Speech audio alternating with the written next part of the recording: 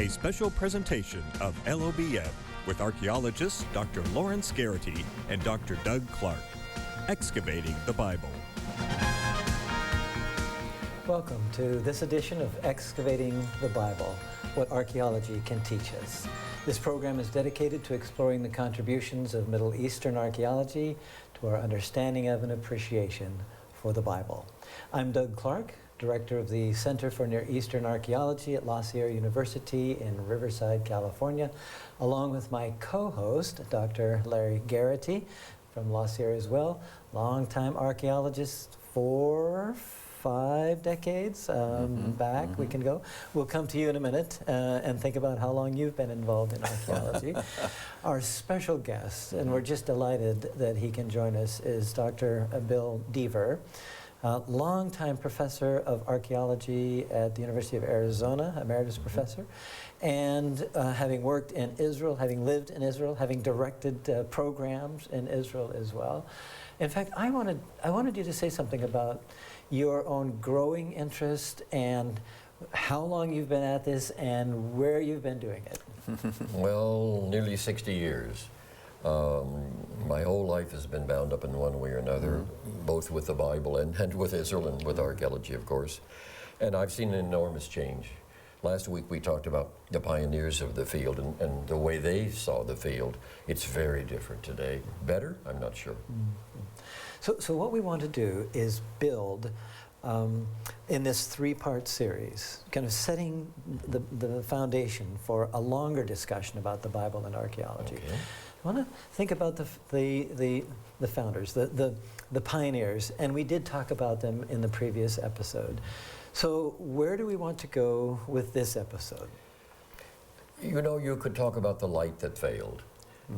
They had an elaborate agenda, but it was very narrowly biblical, and the questions were more theological and historical than they were archaeological. So I came along as a young graduate student in my early 30s, and I began to criticize traditional biblical archaeology, including my own teachers. It seemed to me that we had to make changes, but changes were in the air already. A British archaeologist, David Clark, wrote about the loss of innocence. Well, we were losing our innocence. For the first time, we began to think seriously about what we were doing. Before, we just did what came naturally, and it seemed adequate. But the questions asked by that first generation were probably not questions that archaeology could really answer, so we began to ask new questions. We were certainly influenced by anthropology, and particularly by something that came to be called the new archaeology in the early 70s. We were much taken with that, I and a few others in Israel. And we want, over the course of this program, to have you talk about that and this progression, because the new questions lead to new answers and to more new questions. Yes. When I began, Larry will remember, 1973 at Tel Haspan, a number of clergy.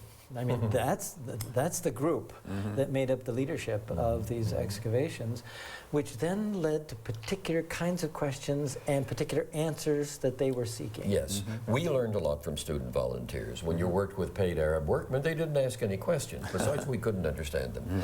But when you start working with students, they want to know what you're doing. Right. And they are not necessarily religious at all. And of course, a lot of them are young American Jews, and they have an entirely different perspective from our Christian perspective. And so we learned to come up with some answers fast. And the new archaeology, of course, assumed that we could be truly scientific at last. That didn't last very long, because we were looking for laws that dictate the cultural process just like biological processes, and there aren't any. Humans are not predictable. But it did force us into a new mold. And for the first time, people without a theological background who weren't clergy were coming into the field, including women. And at Gezer, remember, we had natural scientists working with us already in the mid-60s, and that was something very new. And you had a geologist, too. No one ever heard of a geologist, and the Israelis were changing meanwhile. So the 60s was a time of tremendous ferment in the field, both in America and in Israel, and in Jordan, too. Yes. Is it in part due to kind of New World archaeology and the anthropology that drove New World archaeology? Well, for me it was. But another thing, just to be practical, Before this, a seminary could support a biblical site and a dig staffed by biblical scholars. Now you needed big money because the new archaeology was multidisciplinary and very expensive, and you couldn't hire labor. You had to have a field school to teach volunteers. And where are you going to get that kind of money? From the government, and so we put in for federal grants, and you had to do research design. You had to explain what you were doing, and we got very good at it, very fast. So before that, where did funds come from? When the clergy were leading the Well, let me give you an example. When we started at Shechem, you probably could have done a whole season for maybe $50,000. Now you couldn't do it for $500,000. So that's beyond the reach of churches and synagogues and seminaries. And just to be practical, the cost of doing business forced us to rethink what we were doing. And of course, the entry of natural scientists into our field meant they had new questions. And I remember speaking of geologists, we used to talk about separating red dirt from brown dirt, but they knew what made it red or brown. And it was a revelation to dig with people like that. So I won't say we did all this by ourselves. We were forced in certain ways into new and radical ways of thinking. I decided we should go secular. So I advocated for a professional, secular, specialized approach, and I invented the term Syro-Palestinian archaeology, so no more biblical archaeology. Well, now Syro-Palestinian is gone because of the political situation. Biblical is gone, so we talk about Southern Levantine archaeology, whatever that means. Could you illustrate what you're talking about through the differences between Shechem and why you went to Shechem and what happened there, as opposed to why you went to Gezer and what happened there? Well, at Shechem, you were put into a square with an Arab team and given a notebook, and they told you to record. Record what? There was no real method. At Gezer, we had an elaborate, and you will remember, you were a supervisor, an elaborate field manual, which you had. So much more attention was given to detail, much more precise digging. Maybe digging less, but digging it with more care. So field method was revolutionized in the 60s and 70s, and partly because of the influence of Kenyon and others. We always said, of course, everything we knew we learned at Shechem, but it wasn't true. Most of the Gezer method was a reaction against Shechem. We didn't tell her to write that, of course. That is a kind of challenge to think about these changes, not only in the funding, not only in the technology, not only in the basic focus.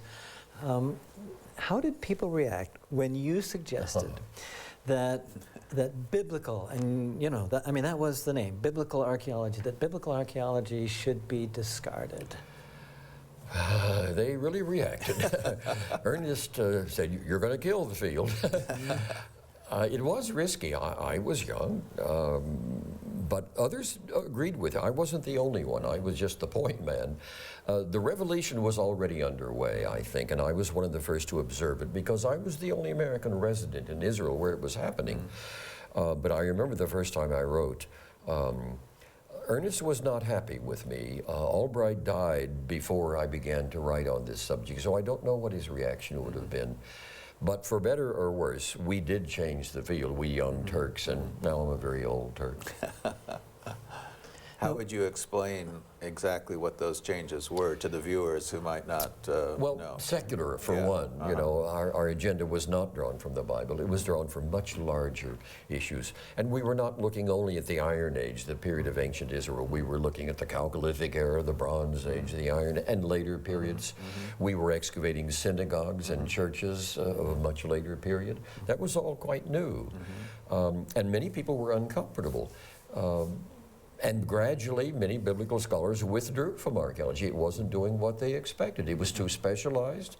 You won't believe the flack I took when I was very young. I didn't know how I had the courage or the foolhardiness to do it, but it was really controversial. A recent student dissertation on my work has labeled me a controversialist. Imagine that. Oh, okay, I'm an Irishman, what can you say? But the controversies have died down. For better or worse, by the middle 80s, I would say, biblical archaeology was dead of the old style, and nobody mourned it. And it's interesting, the Israelis never did do it exactly Exactly. They call what they do biblical archaeology, but it's something very different, and we could talk about that at some point. Now, you wrote a piece on the death of biblical archaeology, which is very and popular. they said, yeah, you killed it. No, I'm flattered, but I didn't have that much. Look, I observed its passing and wrote its obituary, but I was not the only. Archaeology was changing willy-nilly, and I really wanted to be on the cutting edge, that's true. I thought it would be better, and I think it has been, but it wasn't easy. Ernest once said that archaeology is the handmaiden of biblical studies. Nobody wants to be a handmaiden. No. You know, the lady grew up and got rather angry about the whole business. Today, we have separated the two disciplines. It's impossible ever to unite them. The problem was, this is forgotten, I wanted to separate archaeology from biblical studies and make it a discipline on its own, autonomous, for the purposes of dialogue. Because before you had a monologue.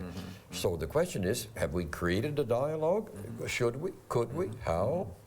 We certainly created the great debate. We did that, and I'm not sure it's over yet, in fact. No. You know, Doug and I can illustrate what we're talking about through the two main sites that we've worked at. Our teacher at Andrews University, Siegfried Horn, chose the site of Heshbon because he was interested in the dating of the Exodus, and he was hoping to find Sihon, you know, the Amorite, and the Israelite destruction. And the Israelite destruction, and quickly we found it wasn't there. And when we moved to Ameri, it was the kind of broader perspective, and we're of course very glad whenever we find something that helps us understand the Bible better, but it wasn't the confirmation of the Bible approach that we had at Heshbon at first that quickly had to broaden. You know? But let me tell you, I admire your courage, because you were one of the first ones to acknowledge the difficulty and move beyond it. And I want to say something else, and you didn't set me up for this. I think the Madaba Plains project in Jordan is in its 46th or 47th consecutive season, the longest running American excavation in the history of Near Eastern archaeology. And the money and the people and the energy you poured into that. And while you come from a circle that's a bit outside of the circle in which I move, I've always admired your work is the very best of modern archaeology. And if it's conservative, good. The best scholars are often conservative. Oh, you're very generous. We appreciate that. Now, even Larry talked about Heshbon. I use the word Heshbon. We read it in the Bible as Heshbon. Same sign. But our shift in the way we titled even our reports was from Heshbon, the biblical considerations, to Heshbon, which was the Arabic name for the town, which reflects, even in the name we call the project, a widening perspective. That's right. So nobody on our project lost sight of the biblical considerations. But you built on it. But and you had a wonderful anthropologist in Sten LaBianca. We did. And he's been a real pioneer. Yes. And we learn from people like that. But I admire the courage with which you faced up to the difficult problems that archaeology can raise. We don't always do that. For an earlier generation, it was fairly simple, but archaeology is so complex now. And very often you solve one problem, but you create another one. So you have to just go on and on and on. Right. You know, in a way, while you maybe destroyed biblical archaeology, to give you more credit, you've also put it back together again. I have. And tell us a little bit about how you came to that. In 1993, there was the Second World Conference on Biblical Archaeology in Jerusalem. And so I wrote an article on death and rebirth, a new biblical archaeology. I haven't forgotten the article, but a lot of young people are still quoting it. And the Israelis in particular are modeling themselves on my notion of a new biblical. I wouldn't call it biblical archaeology. You know, what's in a name? Everything. I can't use the term Palestine or Palestinian because it's been compromised. Right. So I now talk about the archaeology of Israel, the archaeology of Jordan, the archaeology of Egypt, and so forth. But And now, of course, there's a lot of work in Jordan. When I began, what was known about archaeology? Very little. And that's the other half of the Holy Land, another article I wrote. So I think the controversy has died down. But I want to return to the notion of dialogue, because we need every source of information we can find about ancient Israel. The Bible is still our best textual reference for some limitations that it has. And archaeology is not by any means exhausted. We're just on the cutting edge of new discoveries, if time permits. So how are we going to understand ancient Israel better? That's the real question, the original question, the right question. And I want to see archaeologists and biblical scholars in Israel and in America talking to each other. And when you talk about the limitations of the biblical approach, it's that they're asking different, I mean, their concerns were different. Yes. The Bible, they were concerned with faith and with God's leading in their lives and so on. And that's not always something that archaeologists can find. Well, what we can and can't do, that's a very important question.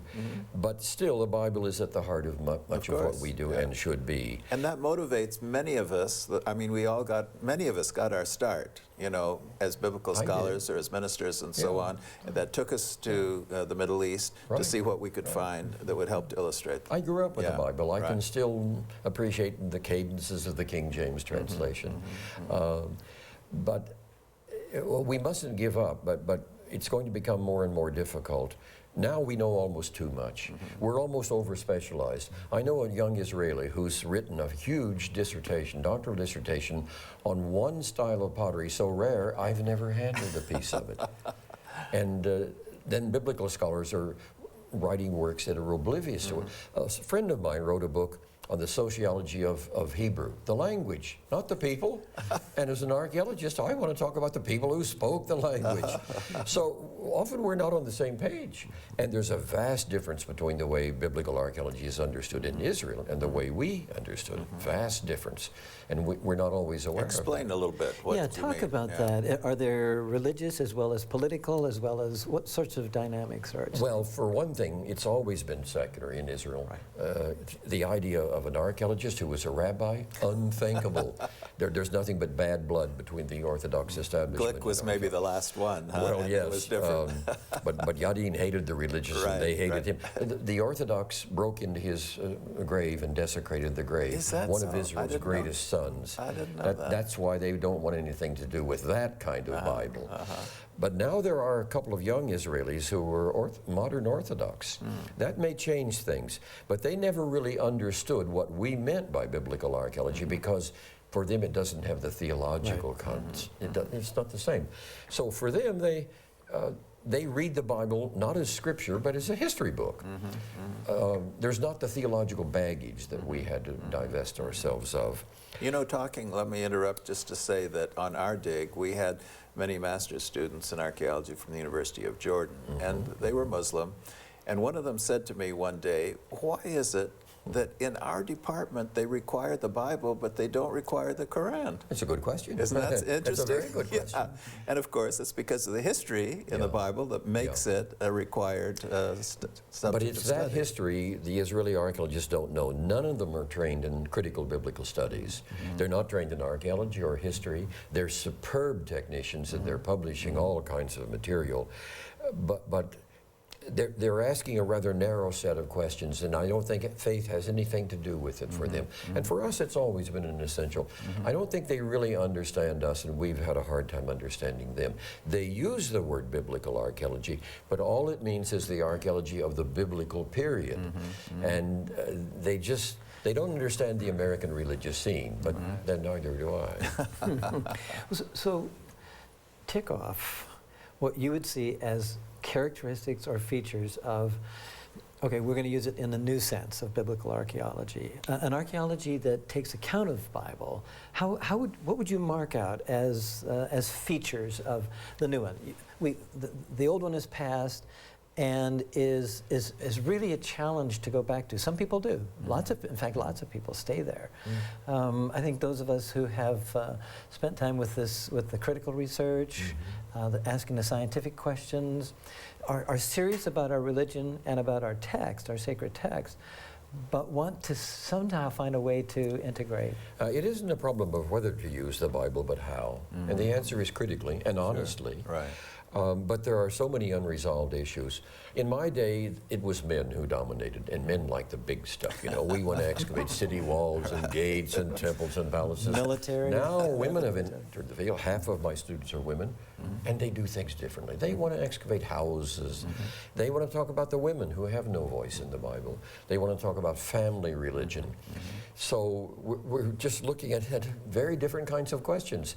And the Bible is not much interested in some of those things. We can talk about daily life. The biblical writers are interested in the larger, you know, they see everything under the guise of eternity.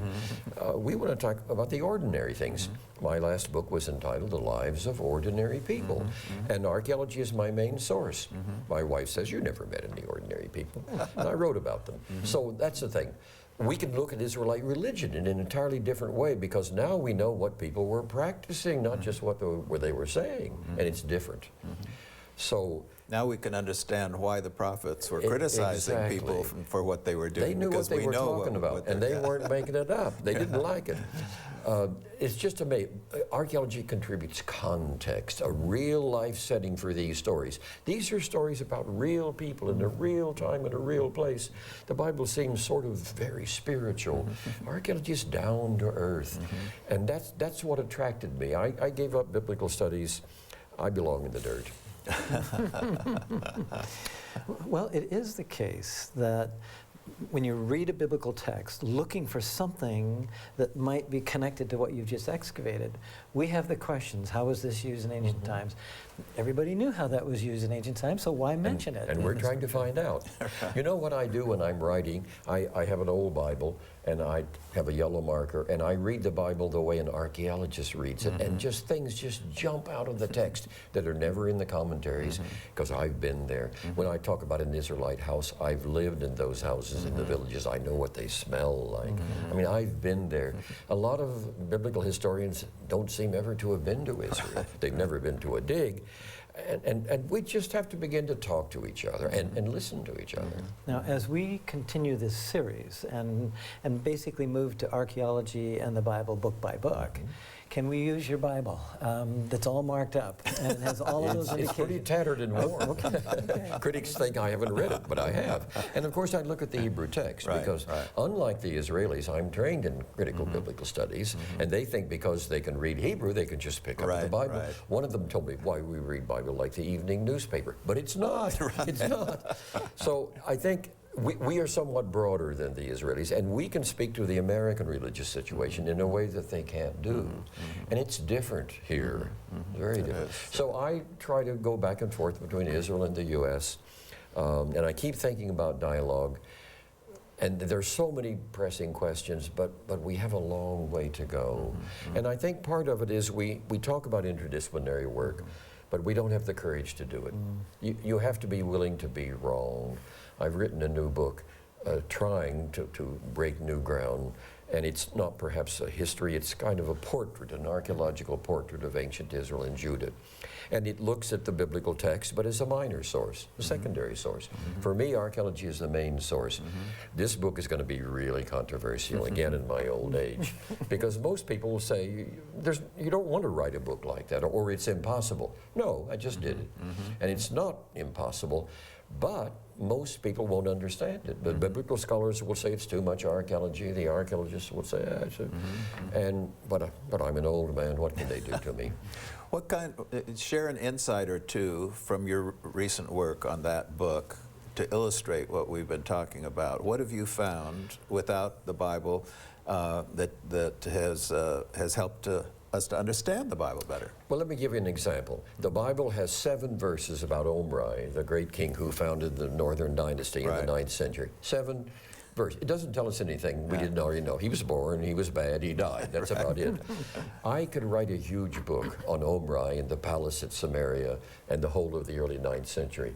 So the biblical writers are not wrong, but they just are not telling us very much because they didn't approve of him. Well, I don't really care whether he was good or bad. There's a lot to say about him. So does that change anything? Does it matter for faith? I'm not sure. But it's certainly a mass of information that is not found in the Bible. here, I think it complements the Bible. Sometimes it may sort of raise questions. So for me, in writing the new book, it was interesting where the biblical writers perhaps weren't telling us everything they knew and might have interpreted things in a way we wouldn't, but sometimes they were dead right. Dead right. So it's a question of balance, as always.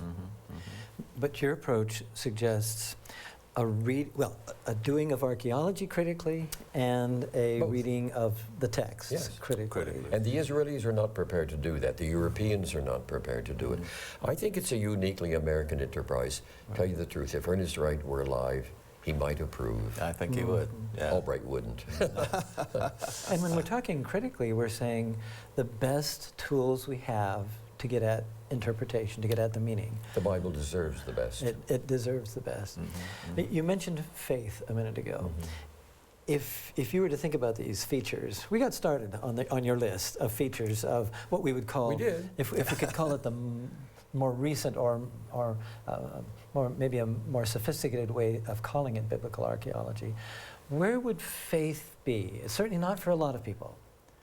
I think faith is important, but it should be deferred. It should be set aside so that we have a genuinely open and honest inquiry. You have to be willing to doubt as well as to believe. And then you want to bring things. I talk about convergences between the archaeological data and the textual data, and where things come together, then you're onto something important. That's a good term. Two sources, convergences. And there are many, many, many more than have been. My first book about this was entitled, What Did the Biblical Writers Know and When Did They Know It? They knew a lot, and they knew it early, and they could be good historians when they wanted to be, but it's always about faith, always. How to act in the world, how to act rightly, how to be truly and fully human. And those are still the questions, aren't they? Right. So what you're saying is that the Bible is concerned with different questions from what most of us as moderns are concerned with when it comes to the Bible. But maybe they're questions that we have to go back to. They are the eternal like that. questions, the universal questions. That's the great strength of the Bible, its view. I think we've lost a lot in an age of skepticism. In my old age, maybe I'm becoming a believer again.